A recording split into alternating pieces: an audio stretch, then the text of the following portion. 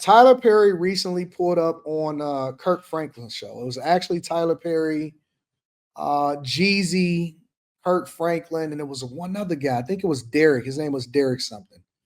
And I found it to be useful. And let me just say this before we deep dive into this whole Tyler Perry conversation. I want to say this, that I believe that Tyler Perry gets a bad rap. See, y'all already talking about Seth Zeman, all of this type of stuff. Y'all stupid, man. Y'all stupid. Honestly, y'all are stupid. Y'all are truly stupid when it comes to Tyler Perry. Because instead of you leaning into better understanding exactly whether or not he has given life lessons and information, because I'm going to be honest with you, I watched a lot of this. I watched a lot of this. I watched a lot of this whole thing. And here's the thing. I don't agree with a lot of what people's lifestyles are.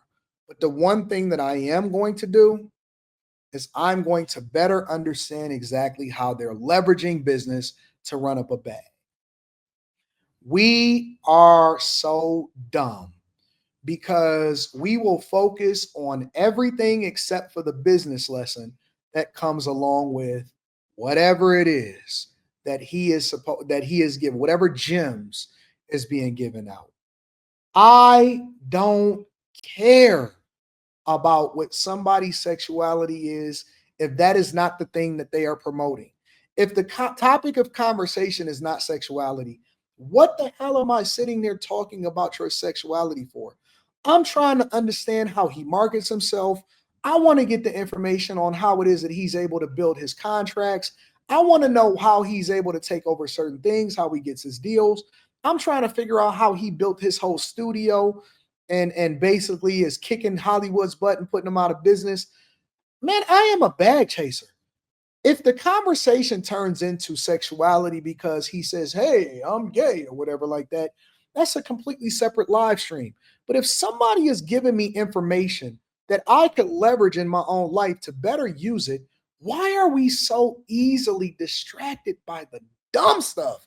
Don't y'all know that that's how politicians are able to hide their hands or to do certain things that y'all ultimately agree or wouldn't agree with? You know what I'm saying? Like, politicians keep y'all distracted by dumb stuff because we are so easily distracted by something that don't add value into our life. I am trying to understand where the fuck the money is. I am probably never going to meet Tyler Perry in my entire life. And I'm okay with that. But if Tyler Perry continues to talk about some of the stuff that he was talking about as far as these gems, I don't even care about Kirk Franklin. I don't care about Tyler Perry. I don't care about Kirk Franklin. But for me to not be objective, that's one of the things that I've learned in my older age, is that I'm becoming more objective. I've been able to separate how I feel about a person from the gems that they give. That is one thing that I am becoming an expert on. Yo, I hate it when you did this, but you smart as hell though. Hey, tell me what you know about this particular issue. I don't want to hang with you. I don't want to go to the party with you. I ain't trying to kick it with you. I don't necessarily want to be friends as far as hanging out on a day-to-day basis. Hey man, but you on the stage right now, can I get my values worth on this one?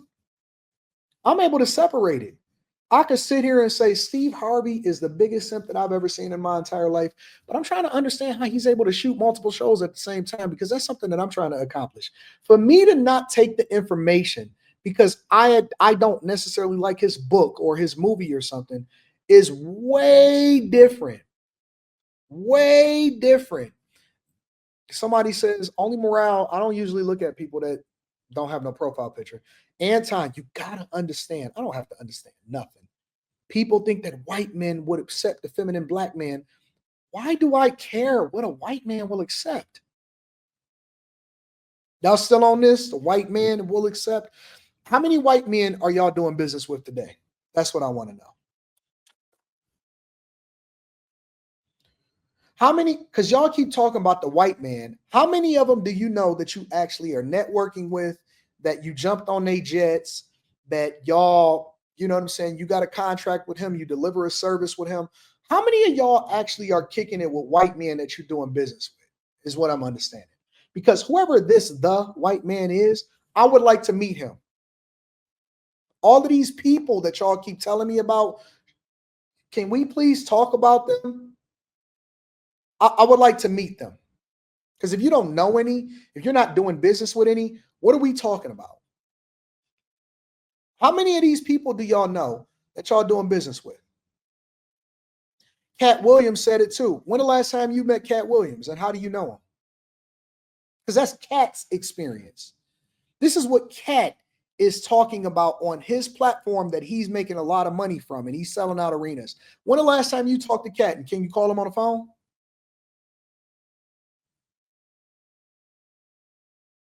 I don't know these people that you're talking about.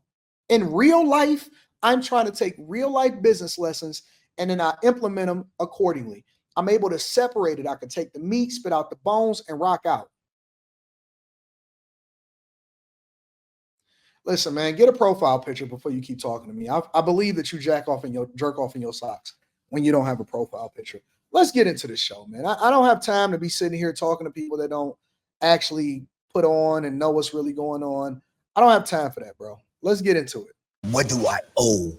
How much do I owe back? Who do I have to bring along? How do I have to let some go? It's like bossology and family. How do y'all struggle with that tension? I fired my aunt.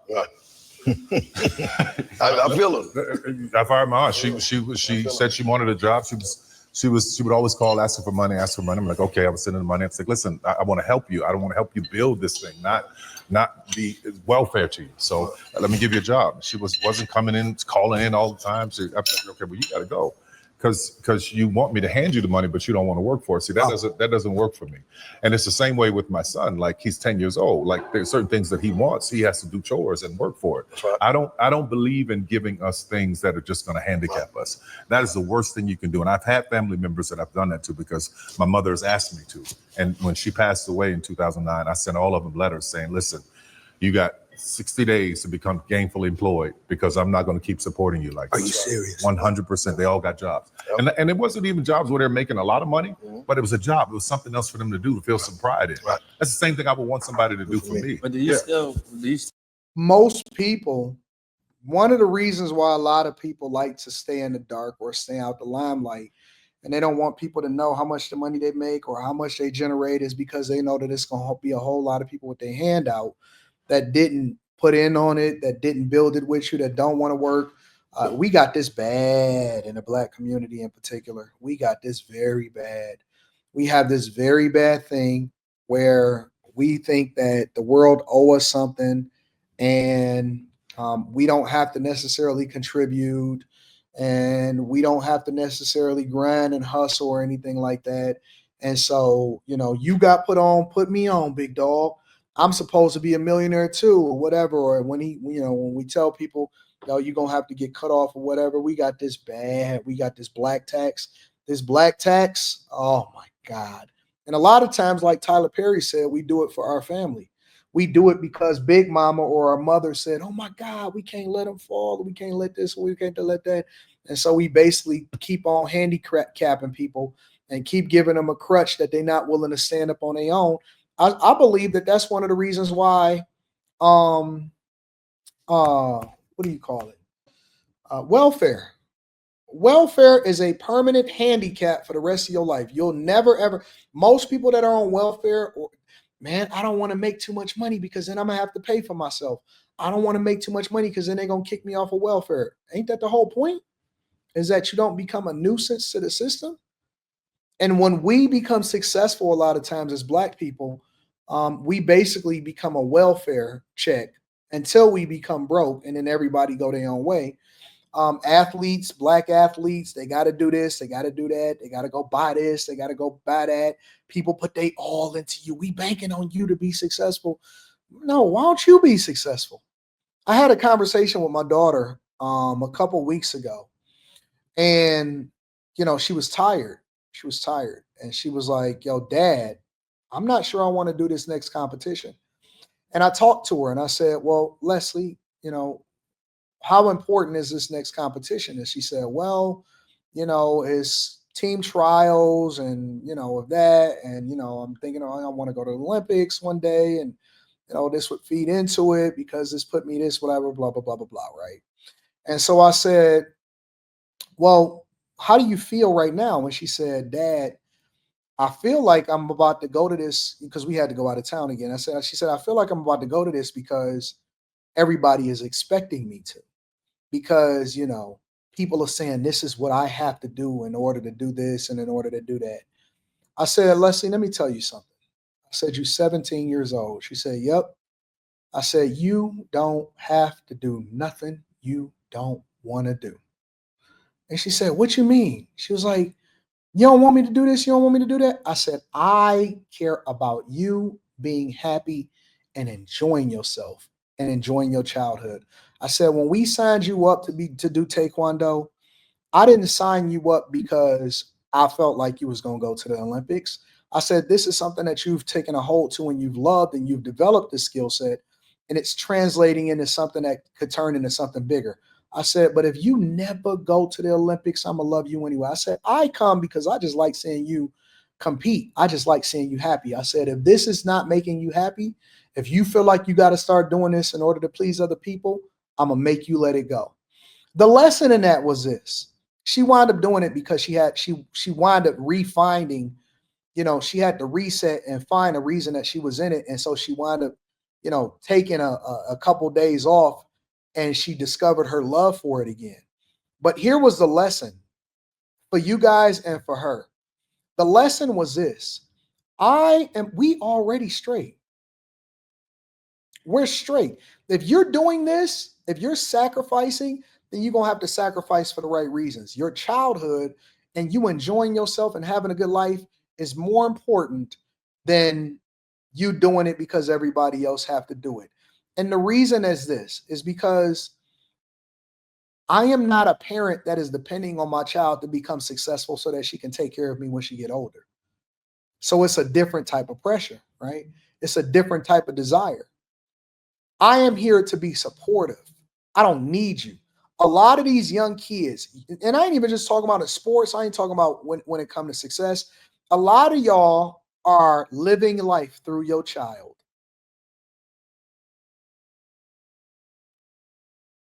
A lot of y'all putting pressure on your child. Ain't got no childhood because you living life through your child, or you depending on your child to contribute.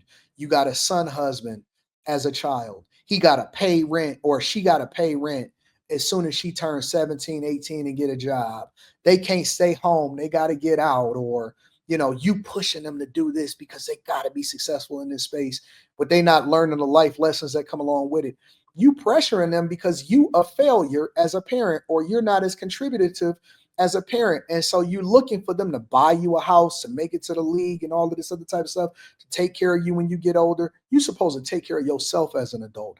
You are not supposed to be raising a child so that they can take care of you when you get older. And that is the wrong way and we got it messed up in the community. We got it messed up amongst Black people. We got it messed up in our children, and our children are succumbing to the pressure, and they breaking because they never got the opportunity to get all of the characteristics, the things that, you was able to develop all the way up until you 30. You want them to be done when they 14, 15, 16 years old. You want them to do it. So now she's able to be free. When she goes to these competitions, when she goes to these places, she like, you know what? I'm playing with points on the board because I'm cool. It's a no pressure situation. She free. And so she gets to have fun. When she gets out of there, she gets to go and hang out with her friends at Top Golf and all of this type of stuff, right? Because I want you to enjoy your childhood. I want you to be everything. But we put so much pressure on the people that are successful in our families because we are not successful in our own right. You put pressure on your child because you are not what you're supposed to do, because you live on Section 8. I'm tired of hearing a story of people getting on the podium and saying, we ain't have much, I had to give myself to school and all of this other type of stuff. No, that's not the way that we supposed to raise our children. We supposed to be raising our children in a conducive environment, and we want them to understand it from a business perspective, not to just have pressure in order to get the next contract and putting their bodies on the line because they mama didn't do or they daddy didn't do what they were supposed to do when they was raising them. And our whole families a lot of times are like that. Still get like the backsplash from that. You know how you said they wasn't making a lot of money, then they can look at you and say, well, why not? I can't have more? Why am I working next to somebody to make more than I have family members got mad at me because I wouldn't give them $1 million. You know, and I asked Jay this question because I'm actually going through that right now. You know, when you start getting success, people start pulling on you. I just turned 38 today. Today's my birthday. Happy birthday. Happy birthday. Yeah, okay. Happy birthday. And I'm gonna be able to talk about this for the rest of my days. That I'm sitting here with legends on my birthday. But here's the focus though. What are you trying to do? Like, what if you're trying to build a business to carry everybody in your family through? That's one thing. Right. And if you're trying to do that, then build a business. Yeah. What that means is you got to watch the family members that come putting holes in the boat that you're trying to get across the sea. Right. So sometimes you build a boat by yourself. Y'all all wait over here on the shore. Stay here. I'm building this boat. I'm gonna go over and build this, and then I'm gonna come back and see who's worthy Of to coming come. on. Right. Because anybody who's gonna drag you down or Don't put holes in the boat or try to destroy you, man, why bring them over? I had to get rid of my whole corporate. So I was in a situation 2 years ago where it's like make it or break it, right? So I was raising money. I never raised the money. Like at my statue right now, I never did a Series A raise. So to people in the culture, they like, how did you build this massive? Some people asking who this guy is. His name is Derek Hayes. I think he created the franchise. And he has a whole lot of locations called Derek's Cheesecakes or something like that. So he's a pretty successful business person. And he's sitting there with Jeezy and Tyler Perry, so on and so forth. Now franchising all over the country, and you ain't take capital. Share with Tyler exactly. Hey, have y'all noticed that Jeezy, look at the title at the top. It says Jeezy Jenkins. Have you noticed that Jeezy is starting to try to rebrand himself to be recognized as his regular name? Pay attention to the subtle things, y'all. Pay attention to the small things because it's a reason why certain things has happened. It says Jeezy Jenkins. Notice that when he's in the presence of a Tyler Perry and people that do bigger business, not just rap, he not Jeezy, he not Young Jeezy, he's Jay Jenkins. I know he been on that, but here's you're missing it. Y'all missing it for the people in the back. When you are in the presence of certain people, you become Jay Jenkins. When we on stage, welcome Jeezy to the stage.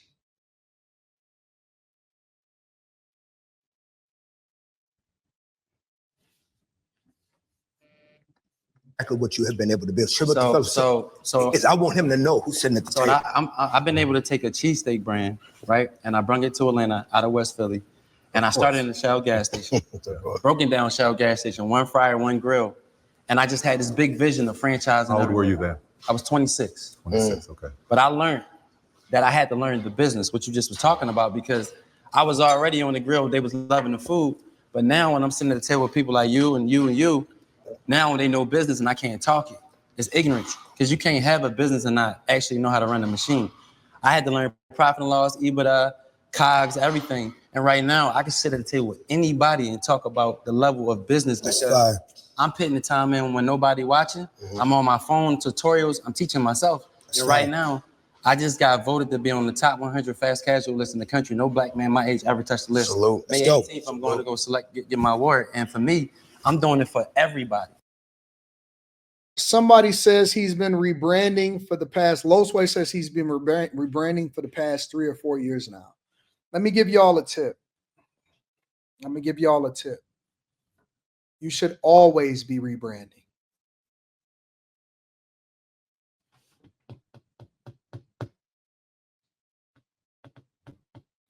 You personally, you should always be rebranding. You should always be changing and evolving and slowly but surely be rebranding every single thing that you do. You should always be rebranding. Always. Always. I'm never sitting still. If I am not a different, more elevated, evolved person this year than I was last year, then I know that I'm really doing something wrong. You should always be rebranding. Always be rebranding. You should always be slowly but surely evolving. when I see people say, man, you was different back then. I know I was different back then. I'm supposed to be different. You wasn't talking that junk 5-6 years ago. I know. And next year I'm gonna be talking something different. And the platform is gonna be different, and it's gonna be bigger, and it's gonna be better, and it's gonna be rebranded. It's gonna be corporate time. I'll tell you this: the Darth Anton channel, right? Because I'm about to start vlogging and releasing more vlogs. The name of that channel was probably gonna change every single year. Right now it's Darth Anton. Next year it might be corporate time. Who knows? I don't know. I have no idea, no clue. You should always be rebranding. You should always be growing. You should always be putting yourself out there to be a different version of yourself. You should always be growing into who it is that you are and becoming greater. People may not have liked you this year. They probably gonna like you next year because you might be a little different. Stop staying the same over and over again, thinking that you're keeping it real. You keeping it real broke. Real broke out here in these streets.